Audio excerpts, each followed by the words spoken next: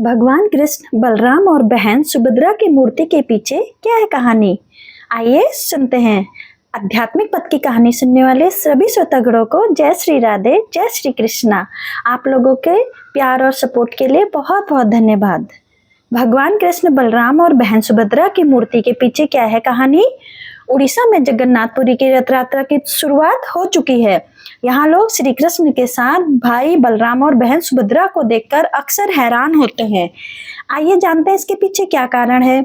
दुनिया में कहीं भी यदि आप भगवान श्री कृष्ण की मूर्ति देखेंगे तो उनके साथ राधा जी की मूर्ति देखेंगे, लेकिन जगन्नाथपुरी में आपको भगवान कृष्ण के साथ बहन सुभद्रा और भाई बलराम की मूर्ति दिखाई देगी।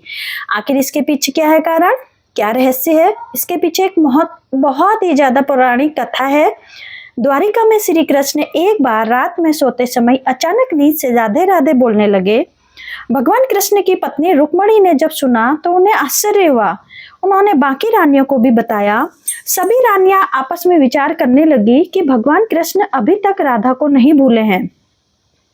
सभी रानियां राधा के बारे में चर्चा करने के लिए माता रोहिणी के पास पहुंची। माता रोहिणी ने सभी रानियों ने आग्रह किया कि भगवान कृष्ण की गोपिकाओं के साथ हुई रहस्यात्मक रासलीला के बारे में बताएं। पहले तो माता रोहिणी ने टालना चाहा, लेकिन महारानियों के हट करने पर कहा, ठीक है, सुनो, सुभद्रा को पहले पहरे पर बिठा दो, कोई अंदर ना आने पाए, भले ही बलराम या श्री कृष्ण ही क्यों ना हो।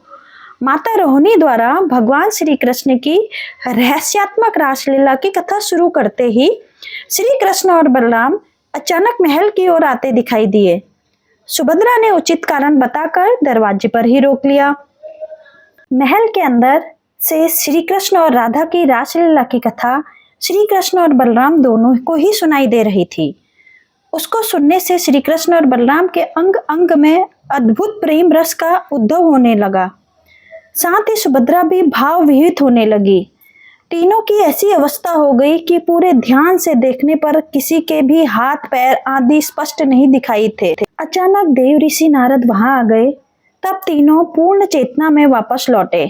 नारद जी ने भगवान कृष्ण से प्रार्थना की कि हे भगवान, आप तीनों के जिस महाभाव में लीन मूर्तिस्थ रूप के मैंने दर्शन किए, वह सामान्य जनों के दर्शन हेतु पृथ्वी पर सदैव सुशोभित रहें।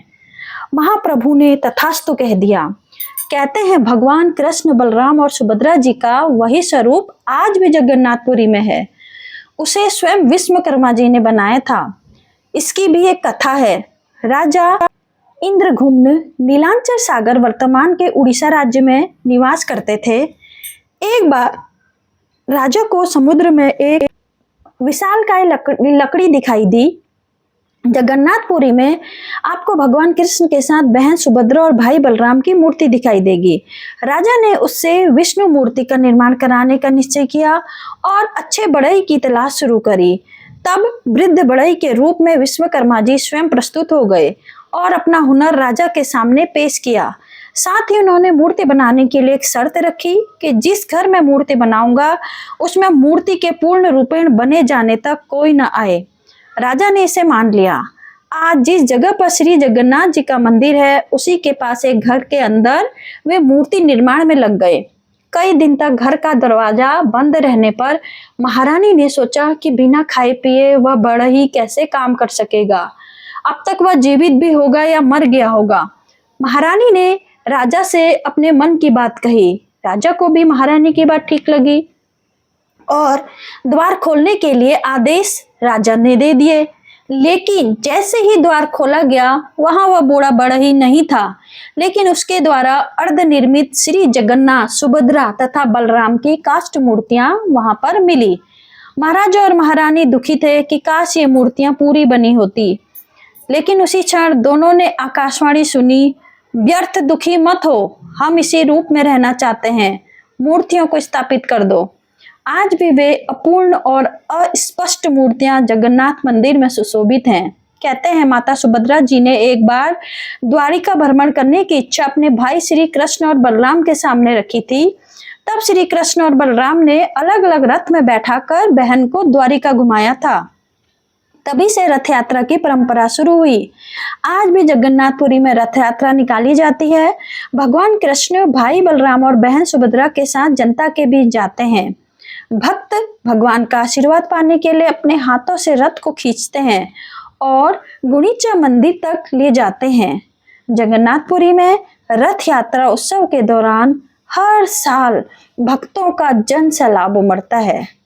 जय जगन्नाथ स्वामी का पवित्र नाद संपूर्ण क्षितिज में गूंजता है। जगन्नाथ रथ यात्रा हर साल आषाढ़ मास के शुक्ल पक्ष की द्वितीया तिथि को निकाली जाती है। जगन्नाथ से यहाँ आशय है जगत के नाथ यानी भगवान विष्णु से है।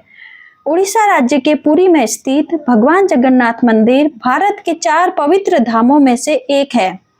हिंदू मान्यता के अनुसार ऐसा कहा जाता है कि हर व्यक्ति को अपने जीवन में एक बार जगन्नाथ मंदिर के दर्शन के लिए अवश्य जाना चाहिए। जगन्नाथ रथ यात्रा भगवान विष्णु के अवतार भगवान जगन्नाथ, उनके भाई बलभद्र और बहन देवी सुभद्रा के साथ जगन्नाथ मंदिर से शुरू होती है। इस पर्व को 9 दिनों तक धूमधाम से मनाया जाता है। इस अवसर पर सुभद्रा, बलराम और भगवान श्री कृष्ण की 9 दिनों तक पूजा की जाती है। जगन्नाथ रथ यात्रा हर साल आषाढ़ मास के शुक्ल पक्ष की द्वितीय तिथि को निकाली जाती है। जगन्नाथपुरी में भक्त भगवान के रथ को खींचते हुए 2 किलोमीटर की दूरी पर स्थित गुंडीचा मंदिर तक ले जाते हैं और 9वें दिन वहां से उन्हें वापस लाया जाता है। पहाड़ी का एक धार्मिक परंपरा है जिसमें भक्त बलभद्र, सुभद्रा और भगवान श्री कृष्ण को गुंडीचा मंदिर तक रथ यात्रा करवाते हैं। मान्यता है कि गुंडीचा भगवान श्री कृष्ण की सच्ची भक्त थी और उनकी इसी भक्ति का सम्मान करते हुए भगवान हर साल उनसे मिलने जाते हैं। छेरा पहरा एक रस्म है जो रथ यात्रा के पहले दिन निभाई जाती है, जिसमें पुरी के महाराज के द्वारा यात्रा मार्ग और रथों को सोने के झाड़ू से साफ किया जाता है। गुंडीचा मार्जन रथ यात्रा से एक दिन पहले श्रद्धालुओं के द्वारा गुंडीचा मंदिर को शुद्ध जल से धोकर साफ किया जाता है। इस परंपरा को गुंडीचा मार्जन कहा जाता है। जब जगन्नाथ यात्रा गुंडीचा मंदिर में पहुंचती है तब भगवान जगन्नाथ, सुभद्रा और बलभद्र जी की विधि पूर्वक स्नान कराया जाता है और उन्हें पवित्र वस्त्र पहनाए जाते हैं। यात्रा के 5वें दिन हेरा पंचमी का महत्व है। इस दिन मां लक्ष्मी भगवान जगन्नाथ को खोजने आती है, जो अपना मंदिर छोड़कर यात्रा में निकल गए थे। रथ का नाम बलभद्र को तालध्वज कहा जाता है, जो यात्रा सबसे आगे चलता है, और सुभद्रा के रथ को दर्पदलन या पद्य रथ कहा जाता है, जो कि मध्य में चलता है, जबकि भगवान जगन्नाथ के रथ को नंदीघोष या गरुड़ ध्वज कहते हैं, जो सबसे आखिर में चलता है। श्री जगन्नाथ भगवान की जय हो। श्री कृष्णा, जय श्री कृष्ण।